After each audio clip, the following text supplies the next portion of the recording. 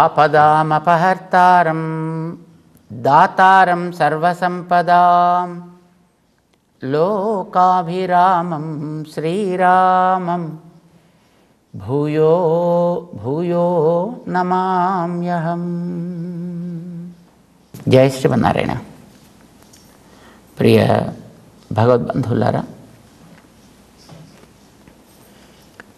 5వ అధ్యాయం భగవద్గీతలో కర్మయోగ విశిష్యతే అర్జునుడికి ఉపదేశం చేస్తూ కృష్ణుడు అర్జునుడికి కర్మ జ్ఞానము, కర్మ ఆచరణ లేదు జ్ఞానాన్ని అవలంబించుట, ఈ రెంట్లో ఏది మంచిదో చెప్పమని అడిగినప్పుడు దానికి సమాధానం చెబుతూ ఆయన కర్మయోగ విశిష్యతే, కర్మని వదలడం కంటే జ్ఞానాన్నే అవలంబించడం కంటే కర్మయోగంలో ఉండడే మంచిదయా అని చెప్పాడు ఆయన. దేనికి అంటే మనం ఏదైనా పని చేస్తున్నామంటే ఒక ఫలితాన్ని పొందడం కోసం కదా చేస్తాం. ఎవడైనా ఏదైనా ఫలితం కోసం అనక చేస్తాడు. ఫలితం మనకి మంచిది కావాలి. ఉత్త ఫలితం మంచిదయ్యి దానికి రకరకాలుగా శ్రమ పడాలి అని ఎవడు కోరుకోడు. చేసేటటువంటి సాధన కూడా సుఖకరంగా ఉండాలి. ఫలము సుఖకరం కావాలి, సాధన సుఖకరం కావాలి.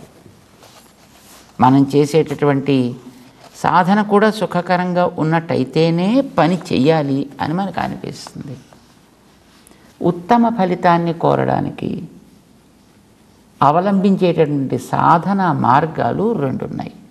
ఒకటి కర్మయోగాచరణ, 2 జ్ఞానయోగము ఆచరించుట. ఇవి 2 మార్గాలు అని చెప్పాడు. రెండిట్లో దేనికైనా ఫలితం అయితే ఒకటే. ఏంటది అంటే శాశ్వతమైనటువంటి ఆనందాన్ని అనుభవించుట. ఇది వాడికి ఫలితం. వాడికి ఇది అవలంబించేటటువంటి సాధనాలు 2 ఉన్నప్పుడు, అందులో ఒకటి సాపేక్షము ఒకటి నిరపేక్షము అయినప్పుడు ఏది మనం అవలంబించాలి? సాపేక్షము అంటే ఏదో కొన్నిటి సహకారం అవసరం ఉంటే దాన్ని సాపేక్షం అంటాం. దానికి ఒక అపేక్ష ఉంది. దానికి అవి తీరినప్పుడే అది సవ్యంగా మనకి పనిచేస్తుంది. నిరపేక్షము అంటే దేన్ని ఇతర సహాయం అవసరం లేదు, కానీ అది మనకు నేరుగానే ఫలిస్తుంది. ఇలాగ 2, ఒకటి సాపేక్షము ఒకటి నిరపేక్షము. ఏది సాపేక్షము ఏది నిరపేక్షము? అసలు ఉన్నవన్నీ సాధనాలు 2 సాధనాలు. ఏంటది? ఒకటి తెలివి, 2 ఆచరణ. ఇందులో ఏది సాపేక్షము ఏది నిరపేక్షం? కర్మాచరణం అనేది నిరపేక్షం. దేన్ని ఎక్స్పెక్ట్ చేయక్కర్లేదు. నువ్వు హాయిగా చేస్తూ పోవడం అంతే. ఎందుకంటే నీ శరీరం ఉంది, ఇంద్రియాలు ఉన్నాయి, తెలివితేటలు ఉన్నాయి, వస్తువులు ఉన్నాయి. ఏది తగును ఏది తగదు అని చెప్పేటటువంటి గురువులు ఉన్నారు. వాళ్ళకి మార్గదర్శకంగా ఉండేటటువంటి శాస్త్రాలు ఉన్నాయి, ఉపదేశాలు ఉన్నాయి. మహానుభావులు ఏంటంటే ఋషులు చేసిన ఉపదేశాలు ఉన్నాయి, భగవంతుడు చేసిన ఉపదేశాలు ఉన్నాయి. కనుక ఉపదేశాన్ని అనుసరిస్తూ మనకు ఉపదేశం చేసేటువంటి మహానుభావుల యొక్క మార్గంలో మనం కర్మాచరణ చెయ్యాలంటే హాయిగా చక్కగా మనకి శరీరంలో అన్ని అవయవాలు ఆయా పనులు చేయడానికి తోడ్పడతాయి. చేసేటువంటి పనుల యొక్క ఫలితాలని మాత్రం మనసుతో భగవంతుని వదిలిపెట్టాలి. ఇది ఒక మార్గం. ఇందులో నువ్వు కొత్తగా చేయాల్సింది సాధించాల్సింది అంటూ ఏం లేదు.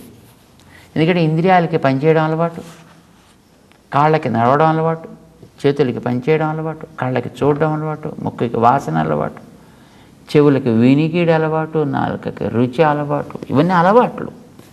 ఈవేళ కొత్తగా నువ్వు ఈ అలవాట్లు చేసుకోవాల్సినటువంటి అవసరం అయితే లేదు.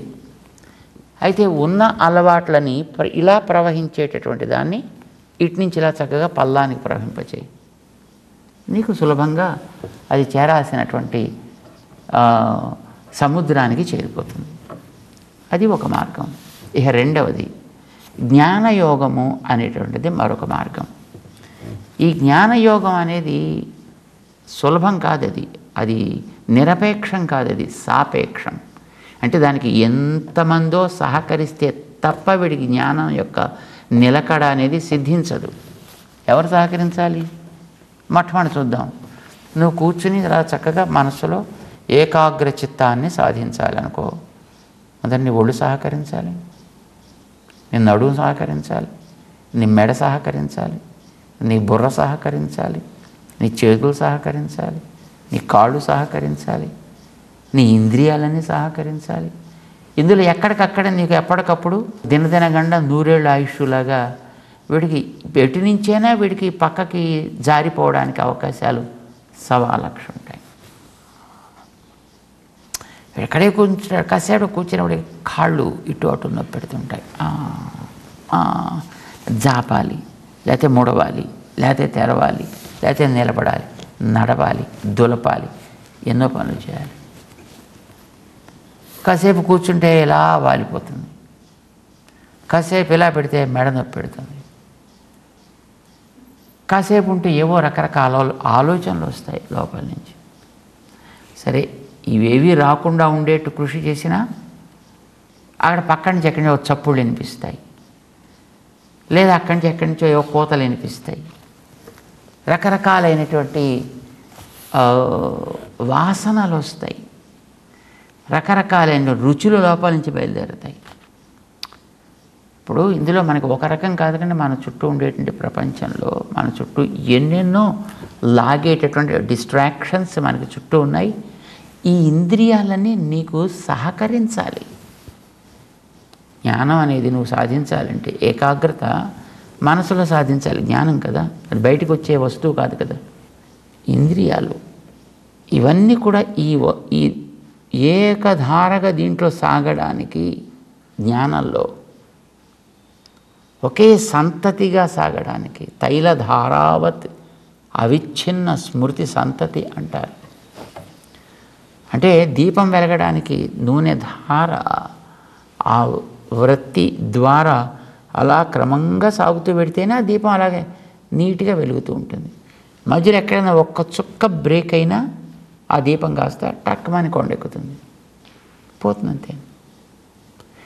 ఈ సాగేది కూడా అది ఏడుస్తూనో, భయంతోటో, బెంగతోటో, ఈర్ష్యతోటో, రోషంతోటో, అసూయతోటో ఇలా సాగకూడదు. అది కూడా ప్రేమతో సాగాలి. అది ప్రీతి రూపాపన్నం కావాలి. అలా సాగాలి ఏకధారగా. అంటే మనకి కూర్చున్నప్పుడు ఎన్ని రకాలైనటువంటి వాటినో ఈ ఇంద్రియాలన్నీ ఎప్పుడు వాటికేసే పరిగెడుతుంటాయి. ఎందుకంటే పరాంచి కాని వ్యతురుణ స్వయంభూ తస్మాత్ పరాంగ్ పశ్యతి నా అంతరాత్మన్. యమధర్మరాజు గారు చెప్పారు ఈ మాట. ఇవన్నీ బహిర్ముఖాలుగా ఉన్నాయి కనుక వాటిని క్యాచ్ చేస్తుంటాయి. ఎప్పుడు నువ్వు రాడార్ ఏదో అందులో ఎక్కడైనా పెడితే ఒక వస్తువుని క్యాచ్ చేస్తున్నట్టుగా ఎప్పుడూ క్యాచ్ చేయడానికి రెడీగా ఉంటాయి. మామూలుగా పని చేయిస్తుంటే పని చేసుకుంటూ ఉంటాయి, ఇతర బెంగ లేకుండా పని చేసుకుంటుంటాయి. కానీ నువ్వు ఎప్పుడైతే వీటిని అరికట్టి లోపల దాన్ని ఏకాగ్రపరచాలని ప్రారంభించేసావో ఇవి బయట విషయాల్లో అలర్ట్ అయిపోతాయి, సూపర్ అలర్ట్ అయిపోతాయి. అంటే ఈ ఇంద్రియాలు ఇప్పుడు హైపర్ యాక్టివ్ అయిపోతున్నాయి అన్నమాట. యాక్టివ్ అయిపోవడంతో బయట వాటి గ్రహణ సామర్థ్యం కూడా పెరుగుతుంది. అది పెరిగేటప్పటికీ అది ఏదో ఒక విషయాన్ని కనుక అది గ్రహించిందా, నీ లోపల సాగాలనుకున్న ధ్యానం కాస్త సర్రమని జారిపోతుంది అంతే కిందకి. ఎన్నిటి మీద నువ్వు ఆధారపడి బతకాలి. ఇప్పుడు జ్ఞానాన్ని లోపల మనం నిలకడగా పెట్టాలి అని అంటే మంచిదే. అది లోపల జ్ఞానం అనేది సాగడం చాలా గొప్పది. కానీ అది సాగడానికి నీకు ఎన్ని సహకరించాలి? నీ ఇంద్రియాలు సహకరించాలి, నీ ఒళ్ళు సహకరించాలి, నీ మనసు సహకరించాలి, నీ బుద్ధి సహకరించాలి, నీ తెలివితేటలు సహకరించాలి, నీ చుట్టూ ఉండేటువంటి వాతావరణం సహకరించాలి. ఇన్ని సహకారాలు ఏర్పడితే తప్ప ఈ జ్ఞానం అనేటటువంటి ఏకధారగా సాగడం అనేది సాధ్యం కానే కాదు. ఎప్పటికప్పుడు అది పతనమే, పతనం పతనం పతనం. ఇన్నిటికంటే ఇంకా ప్రమాదమైనటువంటి ఇంద్రియం మరొకటి ఉందండి, ముక్కు. మనకేంటంటే అదృష్టం కొద్దీ కళ్ళ మీద ఒక డోర్ పెట్టాడు. నాకు చూడొద్దు అనుకుంటే టక్ మన కళ్ళు మూసుకోవచ్చు. చెవులకి డోర్ పెట్టలేదు కానీ కావాలంటే మూసుకోవచ్చు. నోటికి ప్రమాదం లేదు, కావాలంటే మూసుకోవచ్చు. ముక్కు మూస్తే ప్రాణం పోతుంది, ఇప్పుడు కాస్త చస్తాడు. కానీ ముక్కు మూయడానికి వీల్లేదు. కానీ ఇది ఎంత ప్రమాదకరమైంది, ఎక్కడెక్కడుండే వాసనని టక్కుమని పసిగడుతుందండి. మనకి రామాయణంలో ఒక సన్నివేశం ఉంది.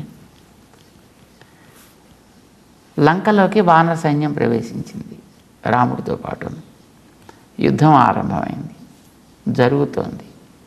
యుద్ధంలో ఏమిటి అంతా కోతి మోకలు, శుభ్రంగా ఒకసారి అంటే శుభ్రంగా ఎగిరిపోతారు వీళ్ళంతాను అనుకున్నాడు రావణాసురుడు.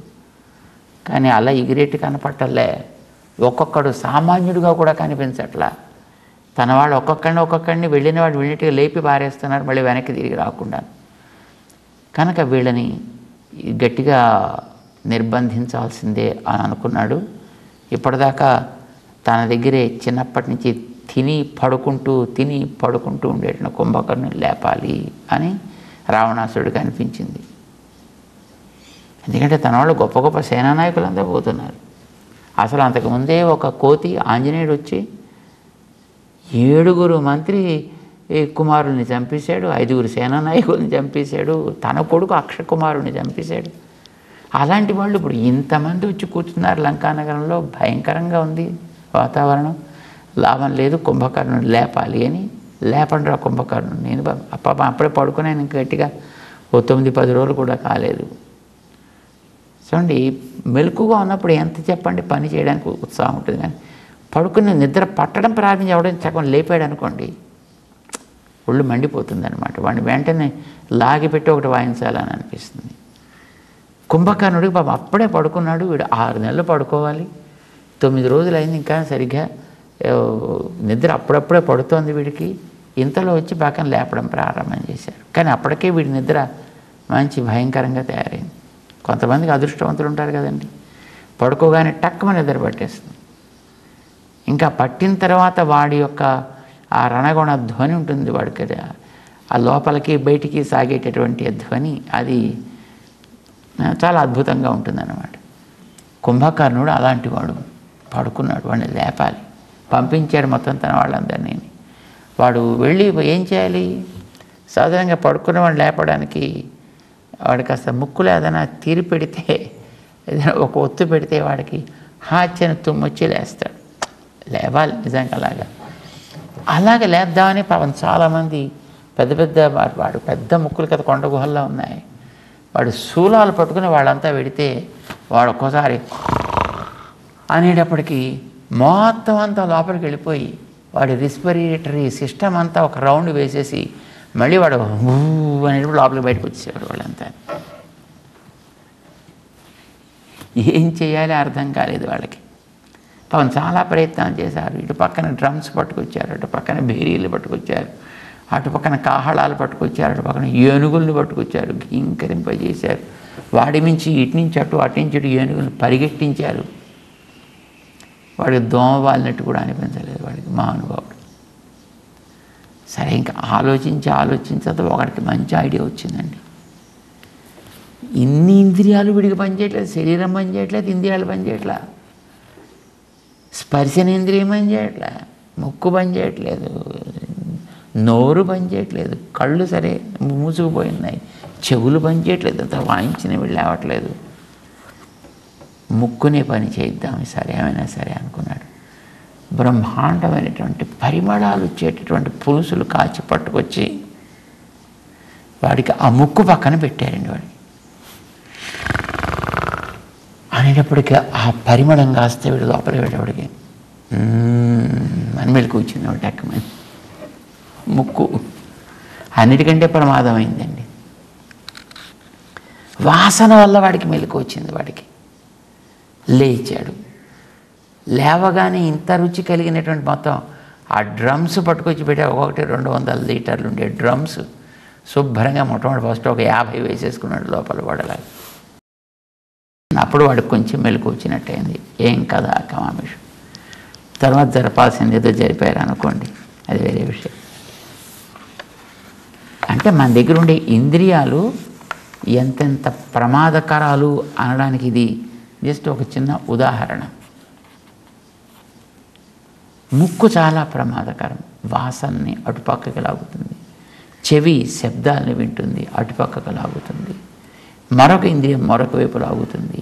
ఇవన్నీ ఒకవేళ సైలెంట్ అయినప్పటికీ కూడా, వీటన్నిటిని కూడా నిశ్శబ్దంగా అట్టేపెట్టినా అసలు వీటికి లోపలే ఎన్నో రకాలైనటువంటి వాసనలు చేరి ఉన్నాయి. ఆంతర ప్రపంచంలోనే వీడికి అద్భుతమైనటువంటి సంస్కారాలన్నీ ఉన్నాయి, వీడికి రుచులు ఉన్నాయి, వాసనలు ఉన్నాయి. బయట ప్రపంచంలో కనిపించే వాటికి కొన్ని వందల రెట్లు అధికమైనటువంటి వాటిని చూపించగలిగినటువంటి లోపల మెకానిజం వీడికి ఒకటి ఉంది. దాన్ని వీడు పైకి తీసుకురావాలి. అది పైకి తెస్తుంటాడు వీడు. ఎందుకంటే వీడు ఎప్పుడైతే పై వాటన్నిటిని కూడా నిశ్శబ్దంగా పెట్టాడో అప్పుడు లోపల వాటికి బయటికి రావడానికి అవకాశం కలుగుతుంది. ఇదివరకైతే వీడు మామూలుగా ఇంద్రియాలతో వీడు పని చేస్తుంటే ఈ లోపల నుంచి వచ్చేది కూడా పనికి తగ్గట్టుగానే సాగిపోతూ ఉండడం చేత వీడికి పెద్ద ఇబ్బందికరం అయ్యేది కాదది. కానీ ఎప్పుడైతే పై వాటిని వీడు నిలిపి లోపలది సాగాలి అని వీడు అనుకున్నాడో అప్పటిదాకా అణిగి ఈ పైనుండే ప్రవాహాల వల్ల అవి పైకి రాకుండా ఉండేటువంటి ఆ వాసనలు రుచులు అన్నీ కూడా ఎప్పుడైతే పైనుండే ట్రాఫిక్ ఆగిందో అప్పుడు మెల్లిగా లోపల నుంచి పైకి రావడం ప్రారంభిస్తాయి. వీటన్నిటినీ కూడా మనం అనుకూలపరుచుకున్నప్పుడు మాత్రమే జ్ఞానం అనేటటువంటిది మనకి సాగడానికి అవకాశం ఏర్పడుతుంది తప్ప లేకపోతే అది ఎప్పటికప్పుడు ఇప్పుడు జారిపోతూ ఉండడమే జరుగుతుంది. జ్ఞానం ఆ రకంగా చూస్తే ఇది సాపేక్షము. కర్మని మనం చూసినట్లయితే ఇది దేన్ని అక్కర్లేదు, ఎందుకంటే ఈ ఇంద్రియాలతో పనిచేయడమే కదా, శరీరంతో పనిచేయడమే కదా, పనిచేయడం వాటికి అలవాటే కదా. ఇప్పుడు అలవాటు ఉండే పనులని ఆపి అది ప్రవృత్తి లేకుండా చేయడం అనేటటువంటి ఇప్పుడు నువ్వు సాధించాలి జ్ఞానాన్ని పట్టుకుంటే. ఇది కొత్త ప్రాక్టీస్. ఇది పని చేసేదాన్ని పని లేకుండా చేయడం కొత్తది కదండి. ఇప్పుడు మనం కళ్ళతో చూస్తూ నడిచేటువంటి వాడు కళ్ళు మూసుకుని నడవాలంటే it's a new practice, right? Altogether. కాళ్ళు కింద తల పైన పెట్టి ఉండేటువంటి వ్యక్తి తల కింద పెట్టి కాళ్ళు పైకి లేపాలి, అలా ఉండాలి అంటే it's an altogether new practice. నేల మీద నడిచేటటువంటి వాడు నేల మీద కాదు, నువ్వు నింగిలో నడవాలి అని ఎవడైనా పైకి తీసుకెళ్ళి పెడితే ఇట్స్ ఎ న్యూ ప్రాక్టీస్. ఇప్పుడు మనకి రాకెట్లోకి వెళ్ళాలనుకునే వాళ్ళకి ఇలాంటి ఎంటీ ఛాంబర్స్ క్రియేట్ చేస్తారండి. మొట్టమొదటి నీళ్ళల్లో పెట్టి పైకి తేలిపోవడం అలవాటు చేస్తారు. ఆ తర్వాత నీళ్లు లేకుండా ఎంటీ ఛాంబర్స్లో శూన్యంగా వ్యాక్యూమ్ ఉండేటువంటి దాంట్లో పెట్టి వీడిని దాంట్లో ఎగరడం. ఆకాశంలోకి వెడితే ఏదీ లేని స్థానంలో వీడు ఎలా ఉండాల్సి ఉంటుందో అలాంటి వాతావరణం తయారు చేసి అక్కడ వీడిని పెట్టి దాంట్లో వీడికి రకరకాలైన అభ్యాసాలు చేస్తారు. ఇది అలవాటు లేని పని. మనకి చుట్టూ ఉండేటటువంటి వాతావరణపు ఒత్తిడిలో ఉండడం అలవాటైన వాళ్ళు వాతావరణపు ఒత్తిడిని పూర్తిగా తీసేసిన చోట ఉండాలనగానే it's altogether a new experience and a new practice. నీకు అలాంటి కొత్త ప్రాక్టీస్ చేయించడం మంచిదా ఇప్పుడు? లేదు, అలవాటైనటువంటి ఉన్న వాటిల్లో ఏది నీకు అనుకూలమో వాటికి తగ్గట్టుగా దీన్ని మలుచుకుంటూ వెళ్ళిపోవడం నీకు ఈజీయా, సులభమా? నువ్వు దారిలో ప్రయాణం చేస్తున్నావా? ప్రయాణం చేసేటప్పుడు నువ్వు ఒక చోట కారులో పెడుతున్నావు. అవును, కారులో నువ్వు గమ్యానికి చేరాలి. మంచిగా నీకు అనుకూలంగా ఉండేట్టుగా తీసుకువెళ్ళేది నీకు అవసరమా? లేకపోతే నీకు ఆ ప్రాక్టీస్ లేనటువంటి వాతావరణంలో నిన్ను తయారు చేసి తీసుకువెళ్ళడం కష్టం కదా. అది ఏది నీకు సులభంగా ఉంటుంది, ఏది నీకు మంచిది? అయితే జ్ఞానము మార్గము మంచిదా, కర్మ మార్గం మంచిదా? ఈ రెండింటిని కూడా మనం బేరీజ్ వేసి చూసినట్లయితే జ్ఞానం అనేది ఎన్నిటి సహకారము ఉంటే కానీ సాగనిది, కష్టమైనది. కనుక దాంట్లోకి వెళ్ళడం కంటే అన్నిటి సహకారంతో హాయిగా సుఖంగా సాగేటటువంటి అలవాటైనటువంటిది, త్వరగా లాభించేటటువంటిది, మంచిగా ఫలితాన్ని ఇచ్చేది ఈ మార్గం, కర్మ మార్గమే నీకు శ్రేయస్కరం. నీ శ్రేయస్కర ఉభవ్, ఇవి రెండు నీకు ఇచ్చేవే. కానీ ఒకటి నిన్ను క్షణక్షణము భయపెడుతూ ఇచ్చేది, రెండవది నిన్ను క్షణక్షణం ఆనందింపచేస్తూ ఇచ్చేది. ఏది కోరుకుంటాడు బుద్ధిమంతుడైనటువంటి వ్యక్తి? ఏది నీకు నిరంతరము సుఖంగా సాగేదో దాన్నే కోరుకోవాలి. ఇప్పుడు ఫ్లైట్లో ప్రయాణం చేసేటువంటి వాళ్ళకండి normal class, business class, first class అని ఉంటాయి. నార్మల్ క్లాస్ వాడికి 1000 రూపాయల టికెట్ అయితే, బిజినెస్ క్లాస్ వాడికి 4000 రూపాయల టికెట్ అయితే, ఫస్ట్ క్లాస్ వాడికి 20,000 రూపాయల టికెట్ ఉంటుంది. వాడికి వీడికి వెళ్ళే ప్రయాణంలో తేడా ఏమీ ఉండదు. వీడెప్పుడు దిగుతాడో వాడు అప్పుడే దిగుతాడు. వీడే వేగంతో ప్రయాణం చేస్తాడు, వాడు అదే వేగంతో ప్రయాణం. వీడి ఎత్తులో ప్రయాణం చేస్తాడు, వాడు అదే ఎత్తులో ప్రయాణం చేస్తాడు. వీడి ఏ ఒత్తిడిలో ప్రయాణం చేస్తాడో వాడు అదే ఒత్తిడిలో ప్రయాణం చేస్తాడు. తేడా ఏం లేదు. మరి అలాంటప్పుడు నువ్వు హాయిగా సుఖంగా నీకు ఖర్చు లేకుండా వెళ్ళే దాంట్లో నువ్వు వెళ్ళొచ్చు కదా. దానికి ఆ ఫస్ట్ క్లాస్లోకి వెళ్ళి దాంట్లో కూర్చుని పైసలన్నీ ఖర్చు పెట్టుకుని పోని వాడికి వచ్చే ఏమైనా ఎక్స్ట్రా సౌకర్యాలు ఏమైనా ఉంటాయా? నాకు త్వరగా వెళ్ళిపోవాలి, ఒక 10 నిమిషాల ముందరంటే వాడే తీసుకొడతాడు. విమానాన్ని కట్ చేసి దాన్ని ముందర పంపించాలి, వీడిని వెనకాల పంపించాలి. చేస్తే వాడు ఉండడు, వీడు ఉండడు. అది మనకి తెలుసు. కనుక కర్మము జ్ఞానము అనే రెండూ సమానంగా వెళ్ళేవే అయినప్పుడు నీ లక్ష్యానికి చేర్చడం రెండు కూడా ఉత్తమమైనటువంటి సాధనాలే అయినప్పటికీ ఒకటి సాపేక్షము, ఒకటి నిరపేక్షము. జ్ఞానము సాపేక్షము, కర్మ ఆచరణ నిరపేక్షము.